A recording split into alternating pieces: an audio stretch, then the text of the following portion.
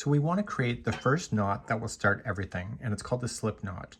And so people have different ways of doing it. I'll show you the way my mom showed me, and maybe you'll like it too. So you're going to point your finger with the yarn going towards the yarn ball, and you want to come up and point your finger and come up on the inside of your hand, up over top and around like this. So it's wrapped a total of 2 times.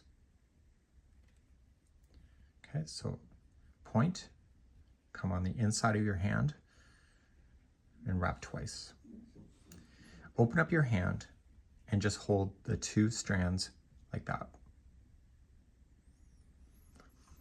You're going to want to move this strand over top of this one, but not off your finger. So just move up over. And now take this one right here and bring it right up over top of your finger. And this is called a slip knot. This is what will start your particular project. So to recap, you're going to wrap twice and pinch. This over the top of the first, and then the new back goes up and over.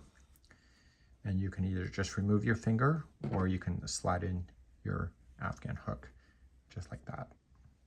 And this is called the slip knot.